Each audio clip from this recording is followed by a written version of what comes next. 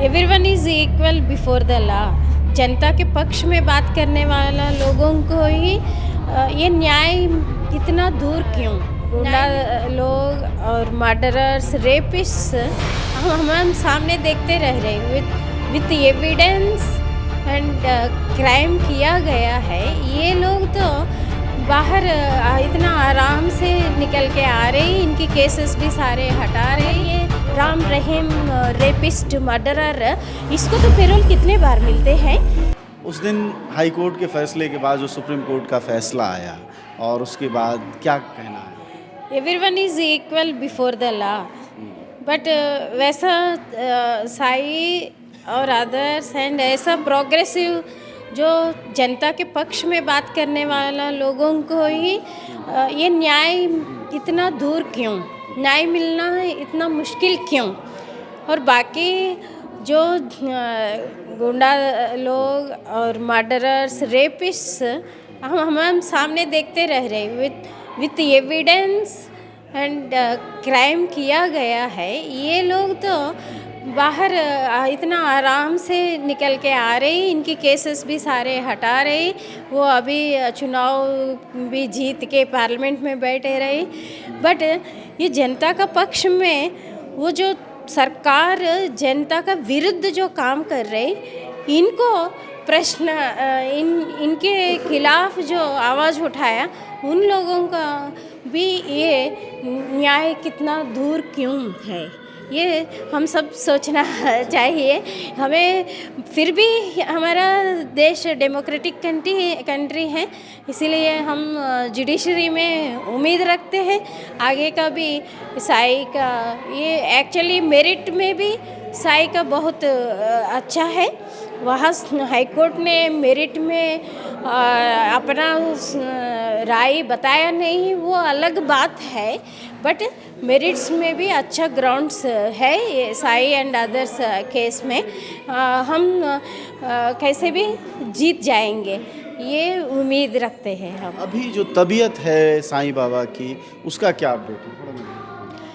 साईं बाबा का तबीयत बहुत बिल्कुल ठीक नहीं है, क्योंकि पहले ही 19 हेल्थ प्रॉब्लम्स है, ब्रेन में सिस्ट है। अभी रिसेंटली पता चला वो किडनी में भी सिस्ट है, और 24 आवर्स शूटिंग पेन रहता है इनका। बैक पेन है, बैक पेन की वजह से बैठ नहीं पाते हैं, और लेफ़्ट हैंड पैरलाइज हो गई, राइट हैंड भी पार्शियली काम कर रही।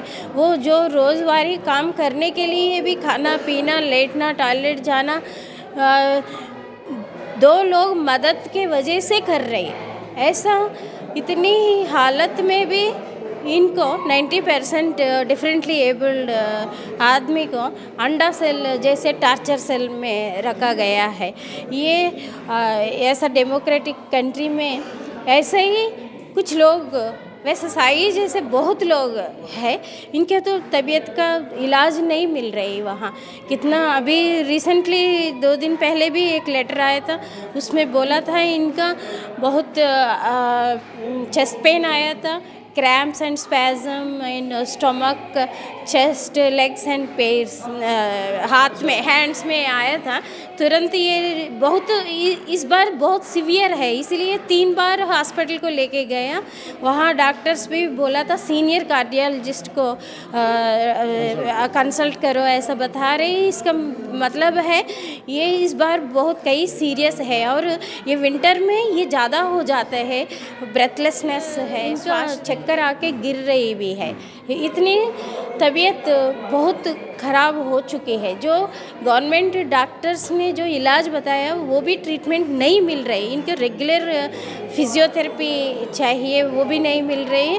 और वहाँ रूमेटिक प्रॉब्लम भी है बताया, वहाँ इलाज नहीं हुआ है। एक ही इंडिया में है, ये दिल्ली में एम्स में मिलेगा, ये कह रहे। अभी मैं यही अपील कर रही, इनका तुरंत हॉस्पिटल एम्स में शिफ्ट करके इलाज देना है, ये अपील कर रहे हैं। मैं आखिरी सवाल आपसे ये कि उनके एक साथी जो एक्यूज थे, उनकी मौत हो गई और बहुत खौफ उसके बाद आपको लेकर आपका भी दिल दहलता होगा, मुश्किल होती है? बहुत है, क्योंकि ऑलरेडी साई का इतनी हेल्थ प्रॉब्लम्स है।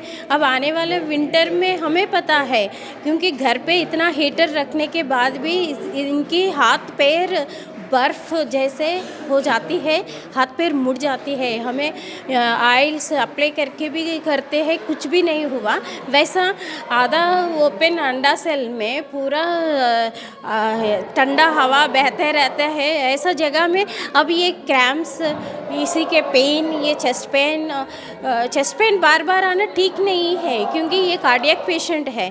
2018 में भी एक बार इनकी सीवियर चेस्ट पेन आया था।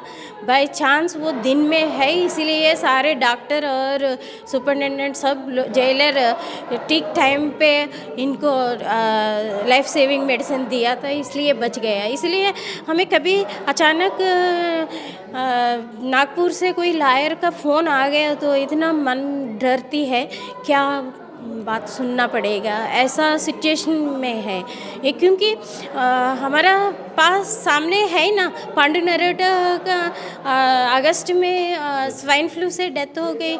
इनकी तो तबीयत ठीक नहीं, वो 1 महीने से बता रहा, फिर भी इनको इलाज कुछ भी नहीं करवाया। और ऐसा महाराष्ट्र में तो ये डेथ्स बहुत है।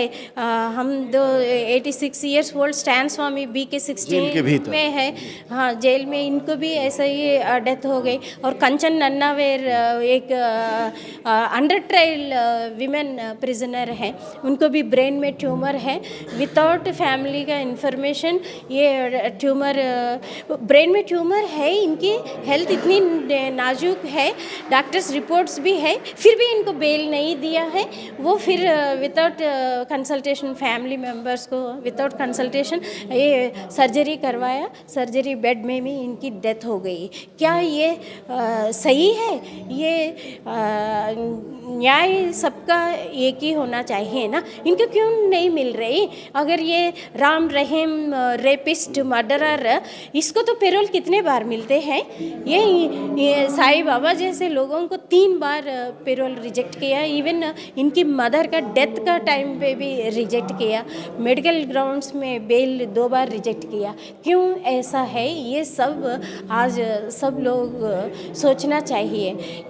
ये सिस्टम किस दौर पे जा रही और किसके साथ हम खड़े होना है। हम खुद अपने आप को ये प्रश्न उठा के जो सही रास्ता चुनना चाहिए। और ऑल प्रिजनर्स, ऐसा बहुत लोग है इनोसेंट जेलों में, जो इनके ऊपर क्या केस है वो भी पता नहीं है। एक पर्टिकुलरली ट्राइबल्स है, लैंग्वेज बैरियर में इनके भाषा भी समझते नहीं, और लीगल एड के लिए। और इवन देखिए पांडु नरोटा के केस में ही 2014 से पांडु नरोटा जेल में है, बट अभी भी एक बार भी फैमिली मिलने के लिए आया नहीं। इसका मतलब है वो रोज़ खाना पीना रोटी के लिए रोज़ काम करना पड़ता है, वहाँ से जाके इतनी दूर आना मतलब है वो फॉरेन जाना है, ऐसा है।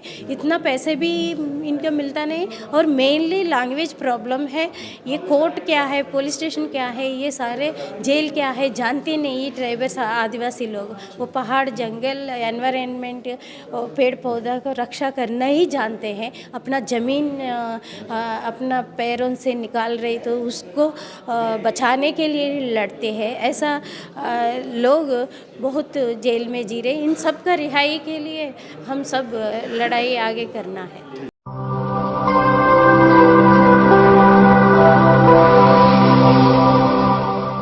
जन ज्वार जनता की